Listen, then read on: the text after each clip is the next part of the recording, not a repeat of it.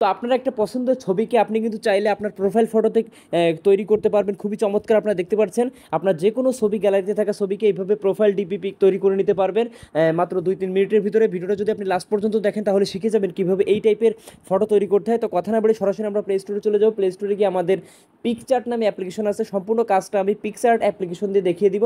আপনার এই পিকচার্ট অ্যাপ্লিকেশনটা এটা অবশ্যই ইনস্টল করে নেবেন। এই যে লোগো দেখতে পাচ্ছেন, এই লোগো দেখে পিকচার অ্যাপ্লিকেশনটা ইনস্টল করে নেবেন।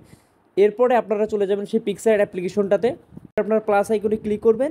এইখান থেকে একটু নিচের দিকে গেলে আপনারা দেখতে পারবেন যে কালার ব্যাকগ্রাউন্ড, সলিড কালার নেবেন। আপনার যে কোনো কালার, আপনার যে কালারটা পছন্দ হয় এখান থেকে আপনি হলুদ নিতে পারেন, কালো নিতে পারেন, আপনি যে কালার পছন্দ, অথবা আপনি ইচ্ছা মতো আপনি কালার নিজেও সিলেক্ট করে নিতে পারেন।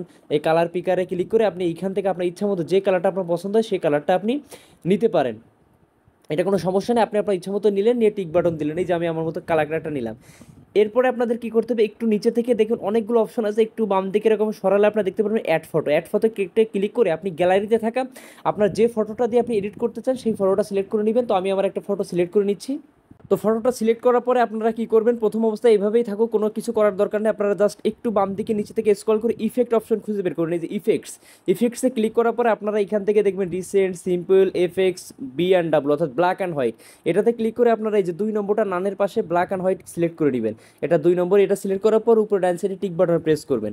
এরপরে আপনাদের এই ব্যাকগ্রাউন্ডটা রিমুভ করতে হবে। আপনার পিকচার্ট অ্যাপ্লিকেশনে কিন্তু ব্যাকগ্রাউন্ড রিমুভের অপশন আছে। এই যে অপাসিটি ডান সাইডে দেখতে পাবেন রিমুভ ব্যাকগ্রাউন্ড, এটার উপরে ক্লিক করবো। মাত্র 2-3 সেকেন্ডের ভিতরে আপনার ব্যাকগ্রাউন্ডটা দেখবেন রিমুভ হয়ে যাবে খুব সুন্দরভাবে। এরপর আমরা এই অ্যারো চিহ্নতের উপর ক্লিক করে আমরা এটাকে কিন্তু বড় করে দিব। এই যে দেখুন আমি এটাকে আমরা বড় করে দিচ্ছি, অ্যাডজাস্ট করে আমরা জাস্ট এখানে বসিয়ে দিচ্ছি। দেখুন এই যে অ্যাডজাস্ট বসিয়ে দিলাম, আমাদের কাজ শেষ, টিক বাটন প্রেস করলাম। এরপরে আমাদের এটা কী করতে হবে, এটাকে মাস্ক করতে হবে। একটু নিচের দিকে অনেকগুলো অপশন আছে, এটা বাম দিকে সরাতে সরাতে আপনারা একটা অপশন খুঁজে পাবেন শেপ মাস্ক। একদম শেষের থেকে 3 নম্বর অপশনে শেপ মাস্ক, এই শেপ মাস্কের উপরে ক্লিক করলে প্রথম অপশনটাই সিলেক্ট থাকবে, আপনার কিছু করা লাগবে না। জাস্ট এই অপাসিটিটা 50 থেকে বাড়িয়ে 100 করে দিবেন। দেখতে পাচ্ছেন আমাদের পিকচারটা কিন্তু রেডি।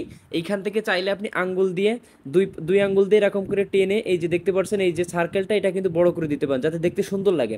আপনি অ্যাডজাস্ট করতে পারেন, আপনি এরকম ছোটো যতটুকু রাখতে চান আপনার ইচ্ছা ততটুকু আপনি ইচ্ছা মতো আপনি এভাবেও রাখতে পারেন। দেখতে আপনার চোখে যেটা ভালো লাগে, এডিটিংটা হচ্ছে নিজের চোখে যেটা ভালো লাগে দেখতে সেটাই।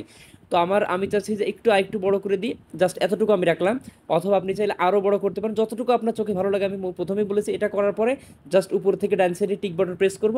এরপরে যে দেখতে পাচ্ছেন ডাউনলোড আইকন, এখানে ক্লিক করে সেভ অ্যাজ জেপিজিতে ক্লিক করলে হবে, অথবা আপনার আগে এখানে সেভ অ্যাজ জেপিতে ক্লিক করে আপনি সেভ করতে পারবেন, তাহলে পিকচারটা আপনার গ্যালারিতে সেভ হয়ে যাবে। এরপরে এই পিকচারগুলো আপনি ফেসবুক সহ, ইনস্টাগ্রাম সহ বিভিন্ন মাধ্যমে প্রোফাইল পিকচার হিসেবে ব্যবহার করতে পারবেন। মূলত এই ছিল টিউটোরিয়াল। আশা করি ভিডিওটা ভালো লেগেছে। ভালো লাগলে অবশ্যই বন্ধুদের সাথে শেয়ার করবেন এবং নেক্সট ভিডিও পেতে আমাদের চ্যানেলটি সাবস্ক্রাইব করে সাথেই থাকবেন। ধন্যবাদ সকলকে।